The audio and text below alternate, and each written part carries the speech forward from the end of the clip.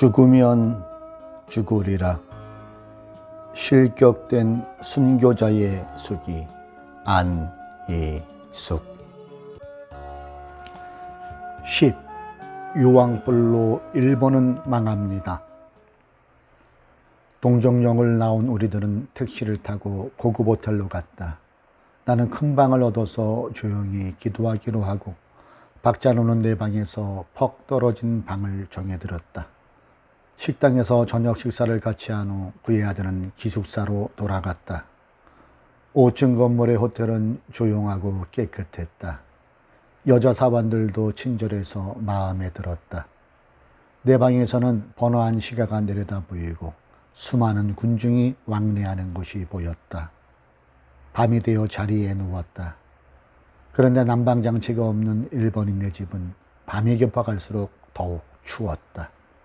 물론 그들이 평상시에 쓰는 숯난로도 가져오고 이불도 많이 주었지만 그 음산한 추위는 뼛속에 사무치도록 떨렸다. 기침이 나고 밤새도록 한잠도 자지 못한 채로 새벽이 되었다. 아침 식사를 하기 위해 박장로와 같이 식당으로 내려갔다. 박장로는 하나도 춥지 않았다고 하면서 편안히 잘 잤다고 한다. 나는 도저히 추위를 견딜 수가 없어서 거리에 나가 전기난로를 하나 사다 놓았지만 그것 가지고도 죽을 지경이었다. 나는 앞이 캄캄해지는 것 같았다.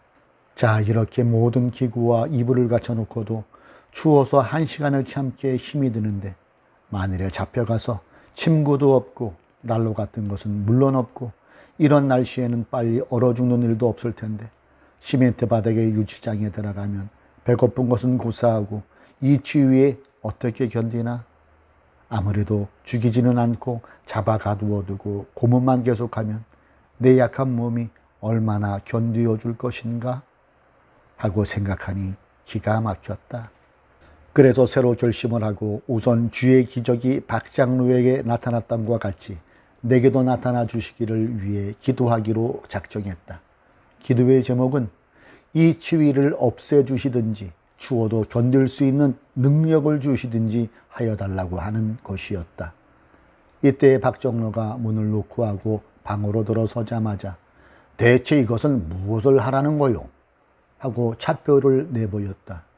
나는 놀라면서 장로님, 그 차표는 정거장에서 나올 때 역부에게 주어야 나오는 것인데 어떻게 그것을 주지 않고 나오셨어요? 그 역부가 그 차표를 받지 않고는 내보내지 않는데요. 나도 그런 줄 알고 손에 들고 나오면서 받으라고 해도 다른 사람 것만 받고 내 것은 받지 않고 나는 보지도 않던데요. 뒷사람들이 자꾸 나를 밀어내니 나는 밀려 나올 수밖에 없었지.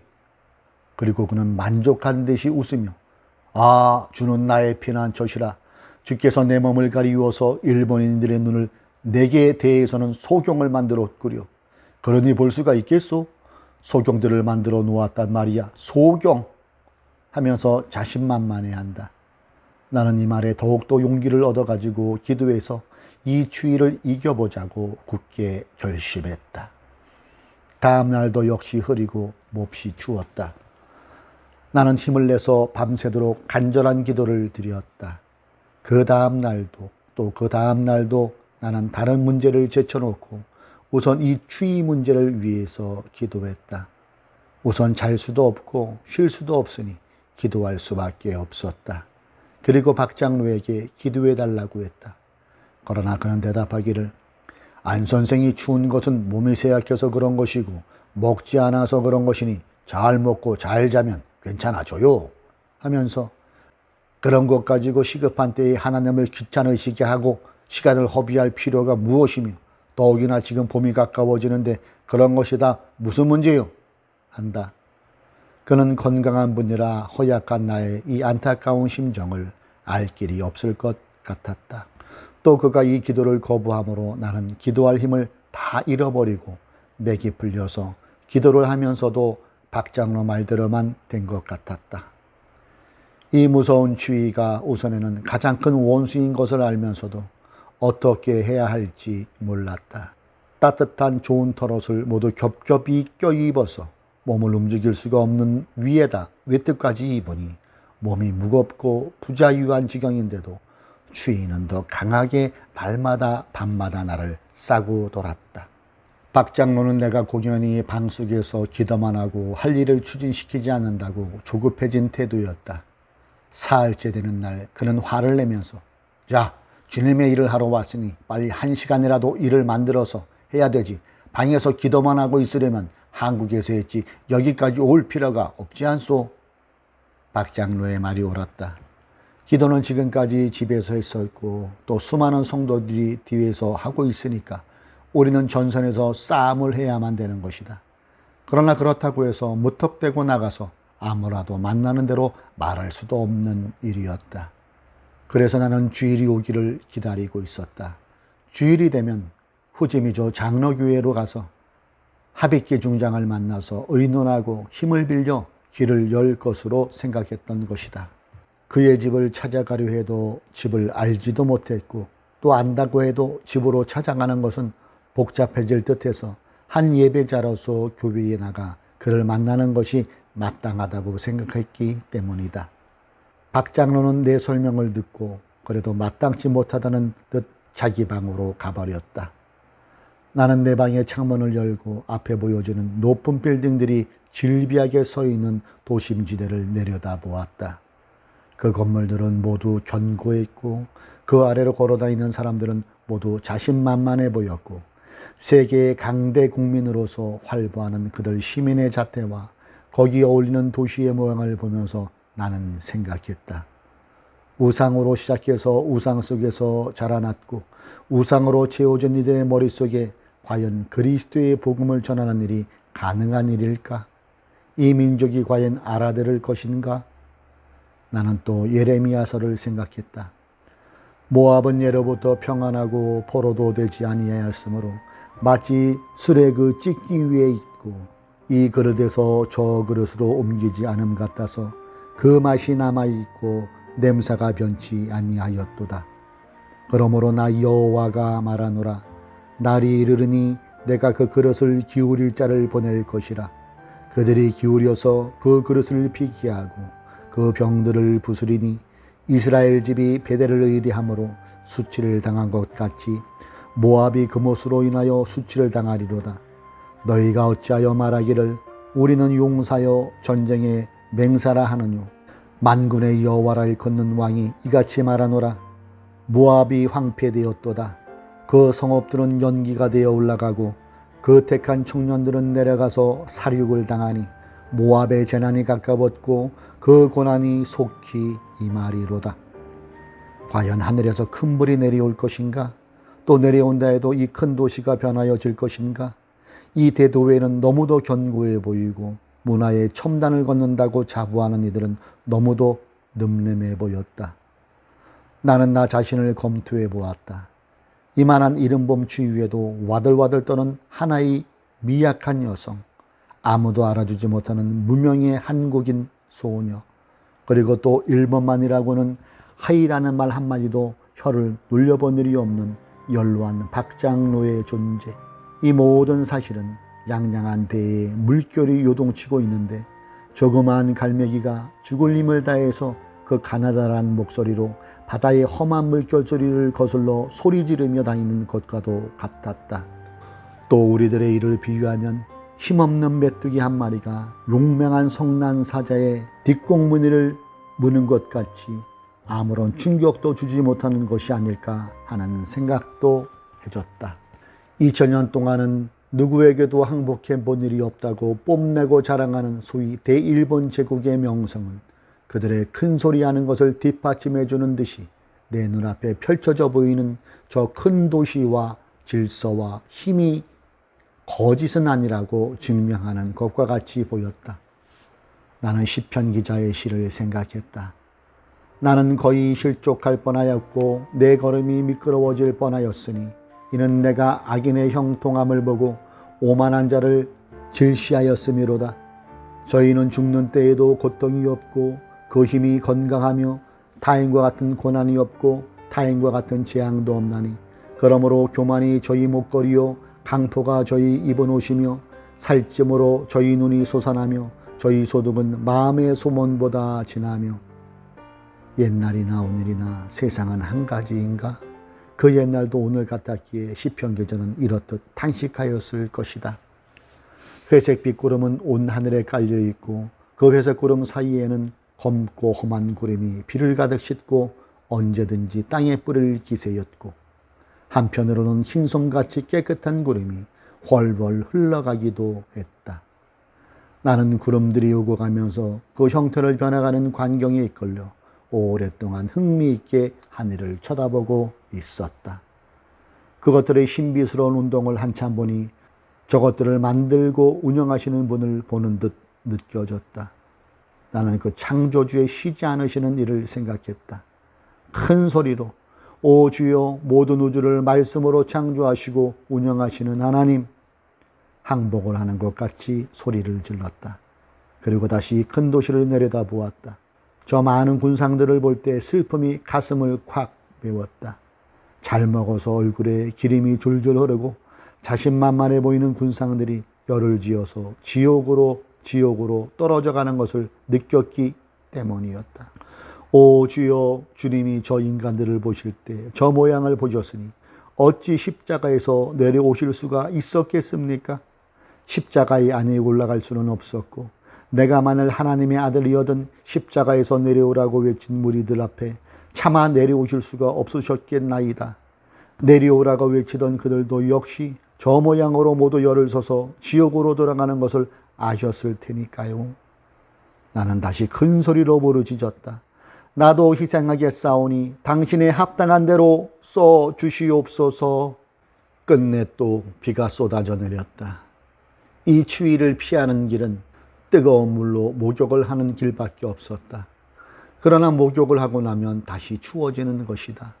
봄은 날마다 가까이 오고 있는데 봄이 되기 전에 우리는 맡은 바 사명을 다하고 춥지 않은 하나님 아버지 집으로 영접받아야 될 것을 사모하고 실행해야 된다고 다시 생각했다. 내 기침 소리는 내 방 안뿐만 아니라 박장로 방에까지도 울리는 듯했다. 깊고 고요한 밤중에 기침 소리는 이 여관을 진동하다시피 했다. 하루는 초조한 기색으로 내 방으로 돌아온 박장로는 우선 야멈으로 구세군 중장을 만나보자고 했다. 기독교 지도자들을 만나서 의견을 묻고 듣는 것도 필요한 일이라고 하는 주장에 나도 동의해서 곧 그를 방문하기로 했다. 박장로 부자와 나는 야맘으로 군배의 사무실로 찾아가서 면회를 신청했다. 다행히 중장은 신병으로 인해서 사무실에 자주 나오지 못했는데 오늘은 일찍부터 나와 계시니 면회할 수 있으리라는 것이었다. 모두 구세군 정복을 한 사무원들은 분주하게 일을 보고 있었으나 어쩐지 여기가 종교단체의 하나인 구세군의 총본영이라기보다 무슨 회사 같은 기분을 주는 것이 이상했다. 우리들은 궁금한 마음으로 기다렸다. 구세군의 최고 지도자인 이분이 어떠한 태도와 인상을 줄 것인가 하는 호기심으로 안내자의 뒤를 따라 중장실로 들어갔다. 중장실에 중장이 앉아있는 것은 아니었다. 우리들이 먼저 들어가 기다리고 있을 때 큰 문이 열리더니 여기서 두 사람이 몸을 스스로 움직이지 못하고 구세군 중장복을 입은 우상같이 무표정한 노인을 양편에서 부축하고 모시고 들어왔다. 그리고 우리들 앞에 있는 안락은자에 앉혔다. 비서한 사람이 이분이 야맘으로 구세군 중장이십니다. 할 때 나는 깜짝 놀라며 그 우상 같은 노인을 쳐다보았다. 중풍에 걸려서 전신불수가 되었는지 손도 발도 움직이지 못하고 말도 마음대로 못하는 오심남짓한 노인은 흐린 눈으로 우리를 멍하니 쳐다보고만 있었다. 그래서 내가 일어나서 나와 박장로와 그 아들 박영창 씨를 소개했다. 그는 몹시 더듬는 말로 무엇이라고 했으나 내가 알아듣지 못하자 비서는 이처럼 먼 길을 오셨다고요? 무슨 할 말이 있으면 하시라고 하십니다. 중장의 얼굴은 검어진 굴이 비치고 기름이 번지르르 했다. 나는 우상같이 된 야맘으로 군배의 씨를 보고 우리들의 말을 해야 할지 주저하다가 그래도 이것까지 일부러 찾아와서 말을 안 한다는 것도 후회로 남으면 안 될 것을 생각해서 말해보기로 했다. 그리고 나는 질문을 시작했다. 중장께서는 크리스천으로서 일본 신사에 절하는 것을 어떻게 생각하십니까?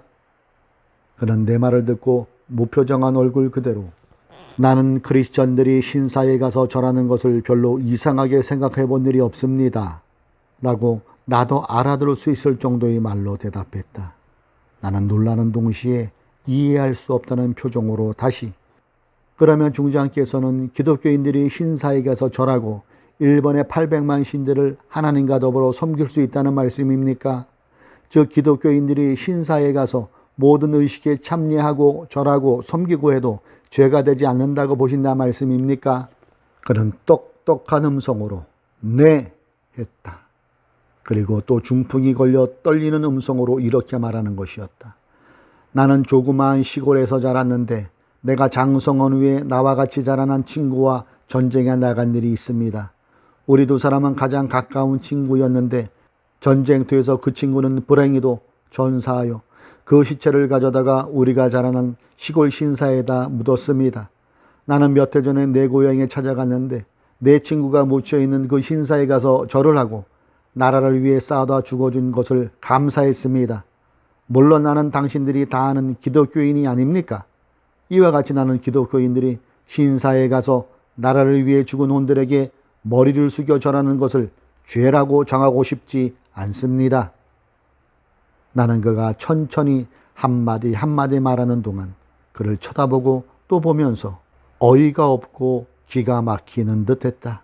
기독교인이 일본인 800만 신에게 절을 하는 것이 당연히 해야 하는 일이라면 기독교인이 다른 사람들과 별다른 것이 무엇이겠는가? 기독교인이 다른 신을 섬기는 것이 아무 죄가 되지 않는다면 십계명을 무엇으로 알고 믿고 있는 것인지 알 수 없었다. 그의 얼굴을 다시 보았다. 주름도 별로 없는 뚱뚱하게 살이 오른 그의 얼굴. 만들어 놓은 우상과 다름없을 정도로 부자유한 몸집이 무엇인지 그의 신앙을 스스로 설명하는 것 같았다. 나는 한 발 더 가까이 그에게 다가서면서 겸손한 태도로 그를 아끼고 사랑하는 어조로 다시 말을 했다. 중장께서는 일본이 지금 흥왕하고 있는 것 같습니까? 쇠망하는 길에 있는 것 같습니까? 그는 덧없는 말로 흥왕하는지 쇠망하는지는 판단하기 곤란하나 퍽 위험한 자리에 있다는 것은 사실로 인정하고 있습니다. 나는 다시 용기를 내서 일본의 신문과 잡지는 일본이 동양 전체를 다스리게 되었다고 크게 선전하지만 모든 젊은 여자들은 과부가 되고 부모들은 자식을 잃어버리고 모든 장전들은 전사하여 매일매일 수없이 많은 사람들이 지옥으로 가고 있습니다. 이 젊은이들은 참 하나님이 누구신지 모르고 자기도 죽으면 신 중에 하나가 된다고 하면서 매일 지옥으로 수천 명씩 떨어지고 있지 않습니까? 그러나 이 사실을 아무도 가르쳐주는 사람이 없습니다. 더욱이 일본의 집권자들은 이 수없이 많은 젊은 영혼들을 영원히 죽이기만 하는 것이 아니라 기독교인들이 주님의 계명을 지키려고 일본 신에게 절을 안 한다고 모두 잡아 감옥에 가두고 때리고 죽이고 하며 천지의 대왕이신 여호와 하나님을 거역해 나가는 무서운 죄를 감행하고 있습니다. 그래도 아무도 이 집권자들에게 경고해 주는 사람이 없어서 하나님은 나와 같이 어린 소녀를 일으켜서 경고하라고 했지만 나는 연약하고 힘이 부족한 것을 주께서 하시고 이 나이 많으신 박 장로를 일으켜서 이렇게 이곳까지 온 것입니다. 내가 이렇게 말할 때 그는 열심히 들었다. 나는 말을 계속했다. 우리는 이러한 사명을 가지고 올 때 의뢰의 죽음을 각오하고 왔습니다. 죽음 아니고는 이 강한 집권자들에게 경고할 수 없으니까요. 일본의 여러 기독교 지도자들은 다 정부와 한편이 되어 하나님의 계명을 생각지 아니하니 하나님이 우리와 같은 연약한 소녀와 노인이라도 일으키지 않을 수 없었던 것이 아니었을까요? 내 말을 듣던 그는 대답했다.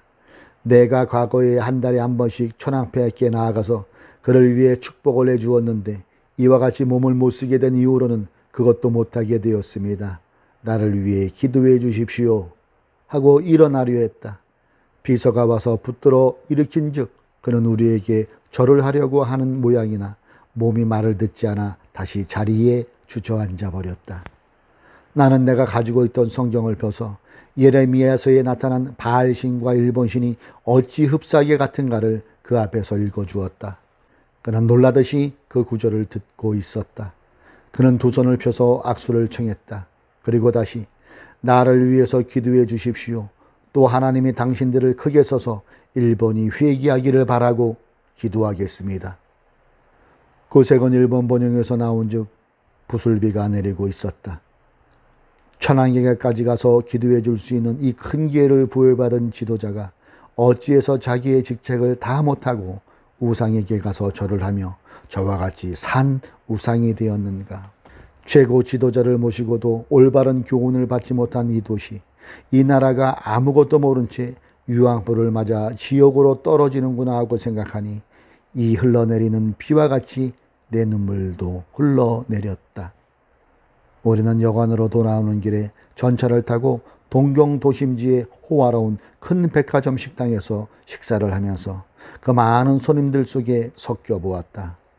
얼굴들, 모두 자신이 있어 보이는 얼굴들. 그들은 전쟁에 죽고 재앙에 죽고 불에 죽어서 펄펄 끓는 불구덩이에서 영원히 살아야 할 이들. 지금은 잘 입고 잘 먹고 교만할 수 있지만 이들이 받을 그 재앙을 생각할 때 나는 그들이 가엾게만 보이는 것이었다.